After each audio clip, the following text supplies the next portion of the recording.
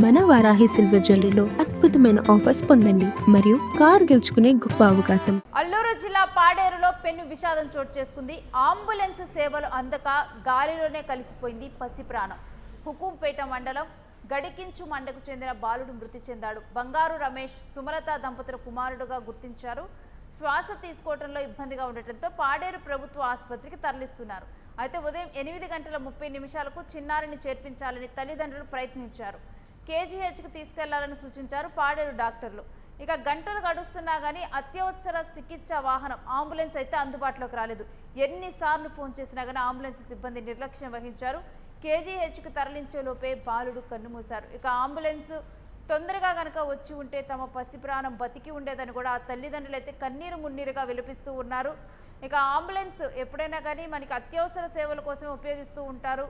అలాంటిది అత్యవసర సేవలో కూడా అంబులెన్స్ సరిగ్గా కూడా టైంకి స్పందించకపోవడంతో కూడా అసలు అంబులెన్స్ పెట్టినటువంటి ఉద్దేశం కూడా నెరవేరినటువంటి పరిస్థితిని మనం చూస్తూ ఉన్నాం. ఒక పసి ప్రాణం బలైపోయింది. దీనికి సంబంధించినటువంటి డీటెయిల్స్ మా ప్రతినిధి భరత్ని అడిగి తెలుసుకుందాం.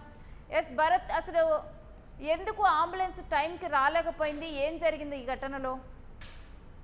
పాడేరు జిల్లా, అరకు జిల్లా, అల్లూరు సీతారామరాజు జిల్లాకు సంబంధించినంత వరకు పాడేరు ప్రభుత్వ ఏరియా ఆసుపత్రులకు సంబంధించి రావాల్సినటువంటి అంబులెన్స్ సకాలంలో రాకపోవడంతో పసి ప్రాణాల గాల్లో కలిసిపోయినటువంటి ఘటన ఒక్కసారిగా అందరి హృదయాలను కలిసివేసింది. మరీ ముఖ్యంగా ఏజెన్సీ కేంద్రాలకు సంబంధించినంత వరకు కూడాను ఏజెన్సీలో స్వతంత్రం వచ్చి ఇన్నేళ్లు గడుస్తున్నప్పటికీ కూడా ఏజెన్సీలో డోలీ మోతలు కానీ దాంతో పాటుగా అంబులెన్స్ దొరక్క మృతి చెందిన ఘటనలో పునరావృతం అవుతున్నటువంటి పరిస్థితి కనిపిస్తుంది. ప్రభుత్వాలు మారుతున్నప్పటికీ కూడా ఏజెన్సీలో ఉన్నటువంటి గిరిజనులకు సంబంధించిన జీవితాల్లో వెలుగులు నిండలేనటువంటి సిచ్యువేషన్ అయితే కనిపిస్తా ఉంది. మరీ ముఖ్యంగా ఈ ఘటనకు సంబంధించినంత వరకు అల్లూరు జిల్లాకు పాడేరు ఆసుపత్రిలో చోటు చేసుకుంది. హుకుంపేటకు చెందినటువంటి హుకుంపేట మండలం గడికీచమండ అనే గ్రామానికి సంబంధించిన బంగారు రమేష్ సుమలతలకు సంబంధించిన కుమారుడికి ఊపిరితిత్తులు అంటే ఉదయం నుంచి కూడా ఊపిరి ఆడకపోవడంతో స్థానిక ఏరియా ఆసుపత్రి అయినటువంటి పాడేరు ఆసుపత్రికి తీసుకురావడం అంటూ జరిగింది. తీసుకొచ్చిన తర్వాత అక్కడ డాక్టర్లు ఆక్సిజన్ పెట్టడం,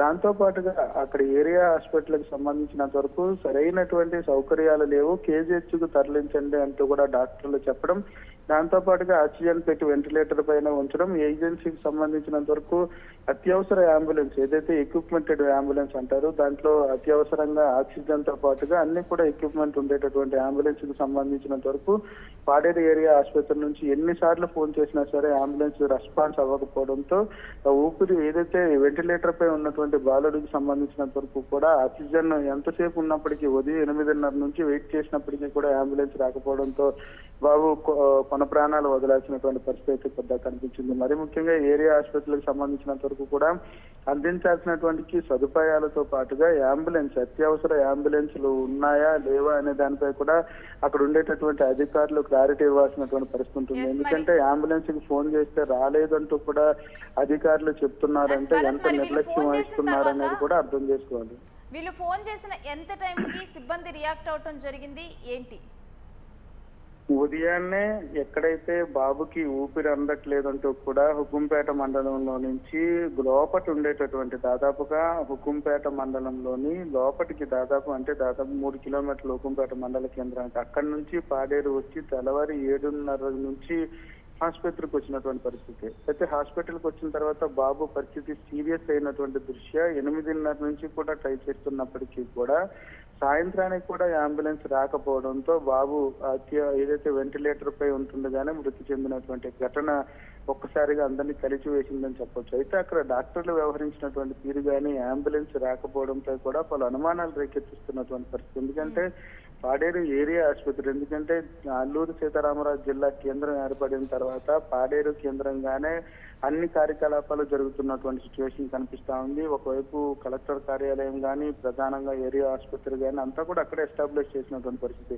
గిరిజనులకు సంబంధించినంత వరకు అత్యవసర సేవలు అందించేందుకు ఆసుపత్రి ఏర్పాటు చేయడంతో పాటుగా అంబులెన్స్ కూడా ఉన్నాయంటూ కూడా డాక్టర్లు చెప్పేటటువంటి సిచ్యువేషన్. కానీ ఈ ఘటనకు సంబంధించినంత వరకు కూడా అత్యవసరంగా ఏదైతే ఫుల్లీ లోడెడ్ అంబులెన్స్ ఏదైతే ఉందో అంబులెన్స్ ఎంత ఫోన్ చేసినా సరే రెస్పాండ్ అవ్వలేదని అధికారులు చెప్తున్నటువంటి సిచ్యువేషన్ కనిపిస్తుంది. ఇటువంటి ఘటనలు మరలా జరగకుండా కూడా అధికారులు దీని మీద ఏమైనా దృష్టి సారిస్తున్నారా ఏంటి?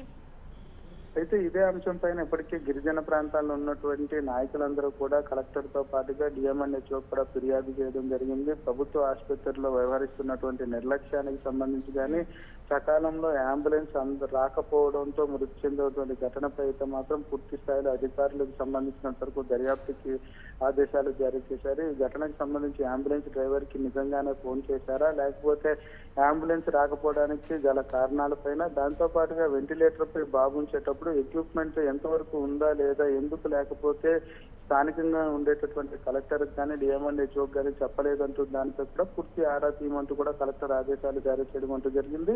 దీనికి సంబంధించినంత వరకు విచారణ అనంతరం కూడా అక్కడ ఉండేటటువంటి స్థానికులపై ఎవరైతే అధికారులు ఉన్నారో అధికారులపై చర్యలు తీసుకోవాలని అయితే మాత్రం గిరిజన సంఘాలతో పాటుగా స్థానికులు డిమాండ్ చేస్తున్నటువంటి సిచ్యువేషన్ అయితే కనిపిస్తా ఉంది. మరి ముఖ్యంగా ఏదైతే స్వతంత్రం వచ్చి ఇన్నాళ్ళు గడుస్తున్నప్పటికీ 7 సంవత్సరాలు గడుస్తున్నప్పటికీ కూడాను గిరిజన ప్రాంతాల్లో ఉన్నటువంటి గిరిజనుల యొక్క జీవన విధానాల్లో మార్పు రాకపోవడం, దాంతో పాటుగా అత్యవసర సమయాలకు సంబంధించినంత వరకు అంబులెన్స్ దొరకక బదులు సంఖ్యలో మృతి చెందినటువంటి ఘటనలు పునరావృతం అవుతున్నటువంటి నేపథ్యంలో దీనిపై రాష్ట్ర ప్రభుత్వం స్పందించాలి, దాంతో పాటుగా ఆరోగ్య శాఖ కూడా స్పందించాలంటూ కూడా డిమాండ్లు వినిపిస్తున్నటువంటి సిచ్యువేషన్ అయితే కనిపిస్తా ఉంది. దాంతో పాటుగా డిప్యూటీ సీఎం కూడా స్పందించి తమ యొక్క ఏదైతే అంబులెన్స్ దొరక్క ఇలా మృతి చెందినటువంటి ఘటనకు సంబంధించినంత వరకు అధికారులపై చర్యలు తీసుకోవడంతో పాటుగా మిగిలిన వారికి ఇటువంటి పరిస్థితి రాకూడదంటూ కూడా గిరిజనులు డిమాండ్ చేస్తున్నటువంటి పరిస్థితి కనిపిస్తా ఉంది.